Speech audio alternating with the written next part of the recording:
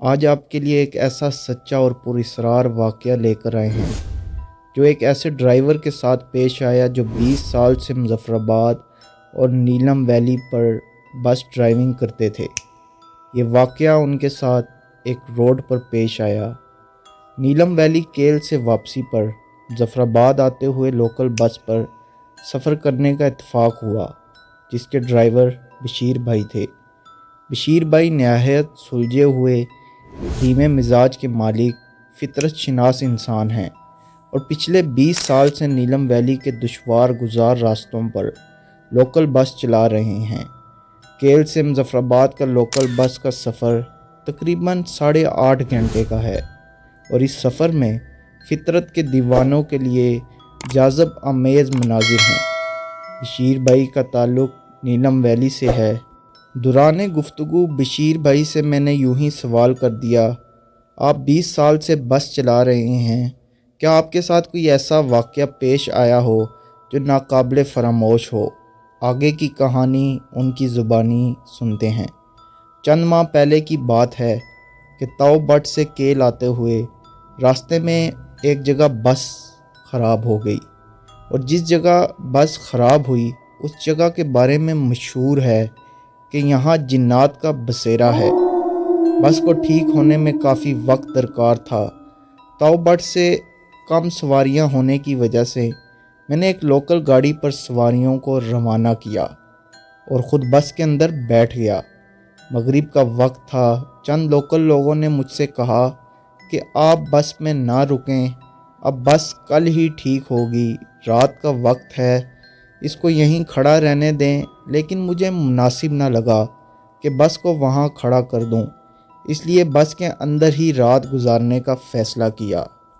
رفتہ رفتہ اندھیرا بڑھنے لگا اور دریائے نیلم، جو دن کے وقت ماں کے جیسی لوری گنگنا رہا تھا، رات کی تاریکی پھیلتے ہی دہشت ناک آواز میں چنگاڑنے لگا۔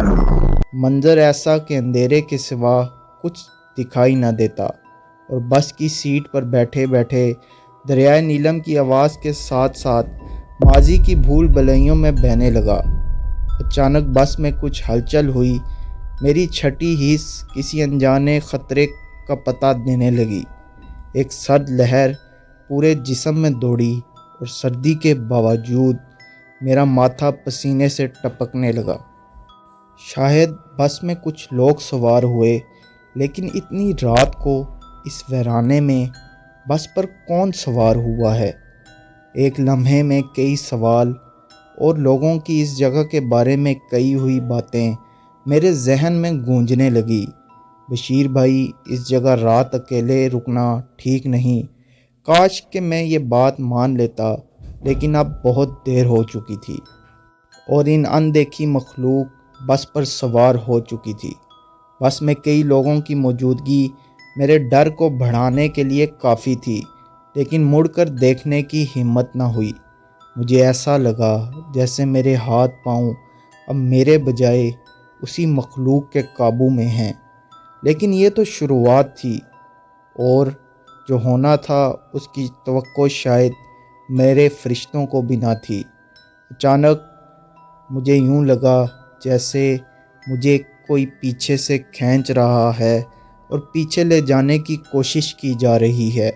میں نے اپنی پوری ہمت جمع کر کے پیچھے دیکھا تو بس کے اندھیرے میں کئی سبز چمکتی ہوئی آنکھیں مجھے دیکھ رہی تھی، اور ایک آنکھ میرے بالکل قریب مجھے پیچھے کھینچنے کی کوشش کر رہی تھی۔ میں چیخنا چاہتا تھا اور کچھ پڑھنا چاہتا تھا، لیکن مجھ میں یہ کرنے کی ہمت نہ تھی۔